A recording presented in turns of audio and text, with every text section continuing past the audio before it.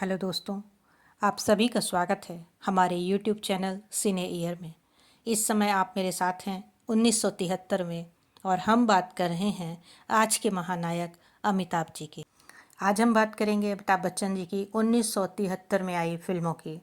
इस वर्ष उनकी फिल्म आई बंधे हाथ, जिसमें मुख्य भूमिकाओं में थे मुमताज़, अमिताभ बच्चन, अजीत, अंजना मुमताज़, सरदार अख्तर, राम मोहन। मुमताज़ और अमिताभ ने 1973 में आई फिल्म बंधे हाथ में काम किया था। ये फिल्म कुछ ज़्यादा चली तो नहीं थी, लेकिन इस फिल्म की शूटिंग के दौरान एक बेहद खूबसूरत किस्सा ज़रूर हुआ था, जिसे अमिताभ बच्चन भी अक्सर याद करते हैं। इस किस्से के बारे में खुद अमिताभ ने बताया था। अमिताभ के अनुसार मुमताज़ भले ही उस समय की बड़ी एक्ट्रेस थीं, लेकिन वो कभी ऐसा जाहिर नहीं होने देती थी। सेट पर मुमताज़ अमिताभ के साथ काफ़ी अच्छे से शूटिंग करती थी।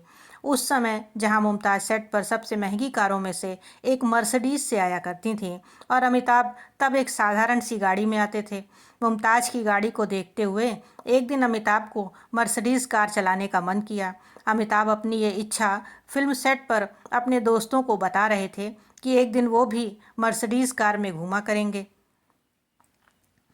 अमिताभ बच्चन की ये बात मुमताज़ ने सुन ली थी, लेकिन उस समय तो उन्होंने कुछ नहीं कहा।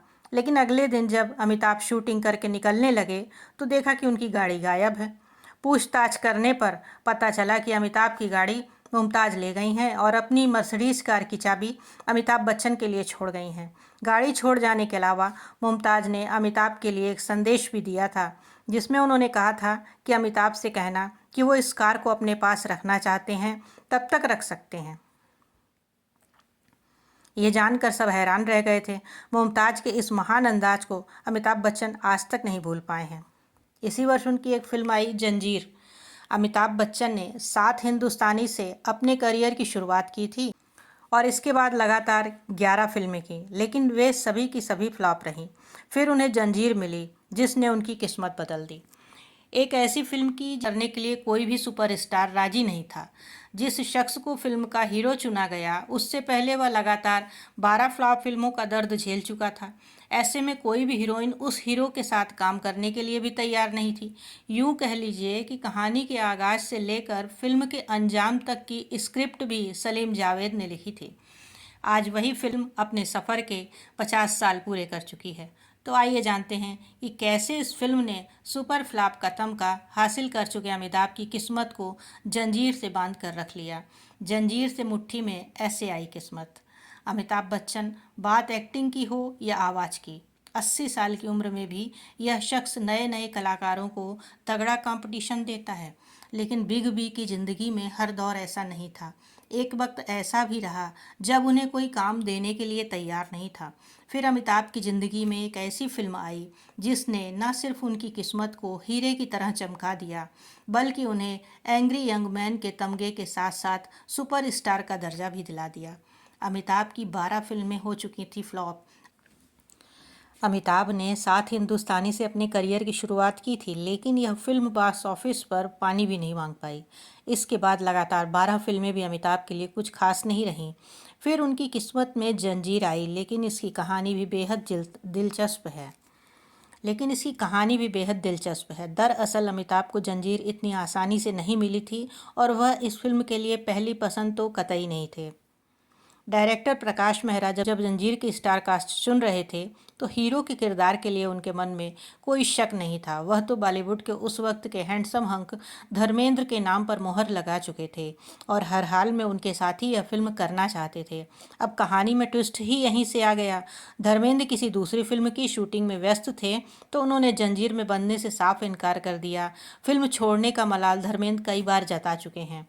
अब प्रकाश मेहरा के सामने सबसे बड़ी दिक्कत यह थी कि उनकी स्क्रिप्ट तैयार थी, लेकिन फिल्म की सबसे मजबूत कड़ी यानी हीरो की तलाशी पूरी नहीं हो पा रही थी और उनका यह सफ़र बॉम्बे टू गोवा की बस ने पूरा कर दिया। दरअसल प्रकाश मेहरा एक दिन बॉम्बे टू गोवा फिल्म देख रहे थे। उन्होंने अमिताभ बच्चन की एक्टिंग देखी तो ज़ोर से चिल्लाए कि जंजीर के लिए हीरो मिल गया।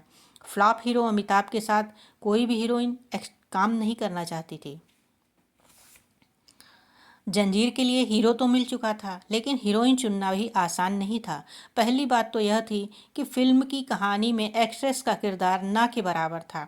वहीं उस दौर की कोई भी अभिनेत्री लगातार 12 फ्लॉप दे चुके कलाकार के साथ काम करके अपने करियर को खतरे में डालने के लिए तैयार नहीं थी। बेहतरीन डायलॉग्स लिखकर जंजीर में खुद को हीरो से भी ज़्यादा अहम समझने वाले सलीम और जावेद ने ही इस मुश्किल का भी हल निकाला।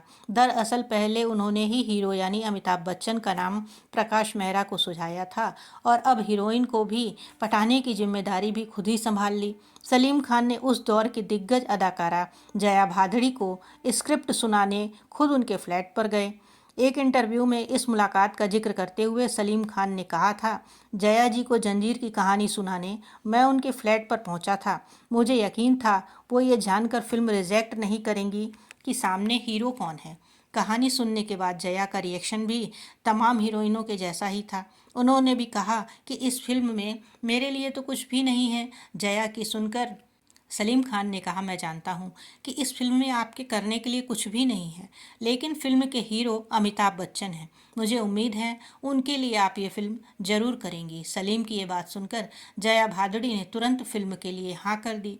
बस सलीम और जावेद ने अपनी ज़िंदगी का एक ऐसा डायलॉग रच दिया जो भले ही किसी फिल्म में नहीं बोला गया, लेकिन उन्होंने सिनेमा को उनका एंग्री यंग मैन सुपरस्टार और जया भादुड़ी को उनका प्यार दे दिया। जंजीर और विजय का कनेक्शन उन्हें बॉलीवुड का एंग्री यंग मैन कहा जाने लगा। जंजीर ने न सिर्फ अमिताभ के डूबते करियर को संभाला, बल्कि उनकी किस्मत को भी इस कदर बांध कर रख लिया कि वह फर्श से अर्श तक पहुंच गए। खुद अमिताभ को विजय नाम इतना ज़्यादा पसंद आया कि 22 फिल्मों में उन्होंने अपना नाम यही रखा। अनसुनी बातों के चलते वीडियो भी बड़ा हो रहा है, लेकिन बातें हैं कि ख़त्म ही नहीं हो रही। फिर भी अमिताभ बच्चन का हीरो बनना, फिल्म के लिए किसी हीरोइन के तैयार ना होने पर जया का सामने आना और फिर फिल्म में प्राण की बेहतरीन अदाकारी, ये सब अपने आप में किसी फिल्मी कहानी से कम नहीं है। इसी वर्ष एक फिल्म आई गहरी चाल। जितेंद्र, हेमा मालिनी, अमिताभ बच्चन, बिंदु, प्रेम चोपड़ा अभिनीत यह एक एक्शन थ्रिलर ड्रामा फिल्म है जिसका निर्देशन और सीवी श्रीधर द्वारा किया गया है। इसी वर्ष फिल्म आई अभिमान, जिसमें मुख्य भूमिकाओं में थे जया भादुड़ी और अमिताभ बच्चन। अमिताभ बच्चन की सुपरहिट फिल्म है। फिल्म का मुख्य किरदार अमिताभ और जया ने निभाया। इस फिल्म के बारे में भी कुछ रोचक किस्से हैं। अभिमान की कहानी में फेमस सिंगर सुबीर अपनी पत्नी उमा को गाने के लिए प्रोत्साहित करता है, लेकिन सुखी वैवाहिक जीवन में कलह तब हो जाती है जब गायन में पत्नी उमा अपने पति से अधिक सफल हो जाती है। शादी के बाद पत्नी को स्टेज पर साथ गाने के लिए तैयार पति ही करता है और जल्दी ही पत्नी स्टार सिंगर बन जाती है। ऐसे में पति के अहंकार को ठेस लगती है, जलन की भावना आ जाती है। कहानी बस इतनी सी ही है, लेकिन जिस तरह से ऋषिकेश दा ने इसे पर्दे पर पेश किया वह हर आम खास के दिल को छू गया। ऋषिकेश मुखर्जी ने कहा, लोग जो सोचते हैं उसके विपरीत अभिमान जया और अमिताभ को ध्यान में रखकर नहीं बनाया गया था। फिल्म उद्योग के अंदर बाहर असंख्य लोग मुझसे पूछते रहते हैं कि क्या मैंने इस फिल्म को उनकी शादी के लिए एक दिशा निर्देश या चेतावनी के रूप में बनाया था। मेरा जवाब जोरदार नहीं है। जब मैंने पहली बार फिल्म के बारे में सोचा तो मैं अमिताभ और जया को जानता भी नहीं था। अभिमान की कहानी किसी समय 1955 में लिखी गई थी, जो एक पारिवारिक मित्र की शादी से प्रेरित थी। एक जोड़े के बारे में जो पेशेवर गायक थे, उनकी शादी मुश्किलों की ओर बढ़ रही थी। हाँ, अभिमान उनकी असली कहानी है, लेकिन एक अंतर है। वास्तविक कहानी में अहंकार उतना महत्वपूर्ण नहीं था जितना कि मेरी फिल्म में था। मैंने अहंकार को थोड़ा जोड़ा नाटक के लिए। जैसा कि यह निकला, यह एक ही पेशे को अपनाने वाले किसी भी जोड़े की कहानी हो सकती है। इसी वर्ष एक फिल्म आई सौदागर।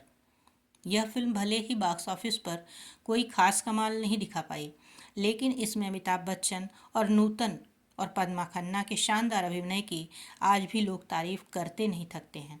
इस खूबसूरत कहानी को रुपहले पर्दे पर सुधेंदु राय के निर्देशन में उतारा गया था। खास बात यह है कि इस फिल्म को अकादमी अवार्ड के लिए भी नामांकित किया जा चुका है। फिल्म के निर्माता ताराचंद बड़जात्या और सुभाष घई थे। इसी वर्ष एक फिल्म आई नमक हराम। इस फिल्म में अमिताभ बच्चन चाहते थे कि वो राजेश खन्ना के किरदार को निभाएं, जिसके लिए उन्होंने खुद को कमरे में भी बंद कर लिया था। इस बात का खुलासा असरानी ने एक इंटरव्यू में किया। असरानी ने फिल्म नमक हराम को लेकर इंटरव्यू में कहा था, ऋषिकेश मुखर्जी ने शूटिंग से पहले दोनों ही अभिनेताओं को अपना अपना किरदार चुनने को कहा था। कहानी के मुताबिक अंत में एक किरदार मर जाता है। उन दिनों जो अभिनेता फिल्म के अंत में मर जाता था, उसकी छाप दर्शकों के दिलों में छप जाती थी। राजेश खन्ना ने वही रोल चुना जिसमें किरदार फिल्म के अंत में मर जाता है। जब शूट का फाइनल दिन था तो राजेश खन्ना मोहन स्टूडियो में राजेश खन्ना की तस्वीर पर हार टांगा गया। अमिताभ बच्चन भी सेट पर सुबह पहुंच गए, जाकर अपने मेकअप रूम में बैठ गए। लगभग 10:30 के आसपास ऋषि मुखर्जी आए, अमिताभ को बुलाने के लिए भेजा। असिस्टेंट अमिताभ बच्चन के मेकअप रूम गए, लेकिन उन्होंने दरवाज़ा ही नहीं खोला। ये देख असिस्टेंट वापस आकर ऋषि मुखर्जी के पास वापस गया। वहीं अमिताभ बच्चन मेकअप रूम में ये सोचकर पछता रहे थे कि क्यों उन्होंने मरने वाला रोल नहीं चुना। अमिताभ बच्चन ने तभी सोचा कि ऋषि मुखर्जी को फिल्म का अंत बदलने को कहेंगे तो वो मान जाएंगे, लेकिन राजेश खन्ना के गले में टंगे हार को याद कर अमिताभ बच्चन और भी चिंता में डूब गए। लंबे समय तक अमिताभ बच्चन के बाहर न आने पर ऋषि मुखर्जी खुद अमिताभ के पास गए और दरवाजे पर खड़े होकर चिल्लाने लगे कि क्या हुआ। ये सुनकर अमिताभ घबरा गए और उन्होंने दरवाजे को बिना खोले ही अंदर से कहा कि वो फ़ोटो। ये बात सुनकर ऋषिकेश मुखर्जी भड़क गए और उन्होंने चिल्लाते हुए पूछा, क्या मतलब है तुम्हारा? ऋषिकेश मुखर्जी ने अमिताभ से कहा कि तुम्हें पहले ही कहा था कि तुम अपना रोल खुद ही चुन लो, अब तुम पीछे नहीं हट सकते। यही नहीं, ऋषिकेश मुखर्जी ने अमिताभ से कहा कि वो राजेश खन्ना की तस्वीर हटा देंगे और शूटिंग को बंद कर देंगे। ये सुनते ही अमिताभ बच्चन तुरंत कमरे से बाहर आए और शूटिंग करने लगे। और जैसा कि आप जानते हैं, नमक हराम फिल्म सुपरहिट रही और इसके बाद अमिताभ बच्चन सुपरस्टार भी बने। तो दोस्तों, कैसी लगी आपको यह जानकारी? हमें कमेंट बॉक्स में अवश्य बताएं। Good bye.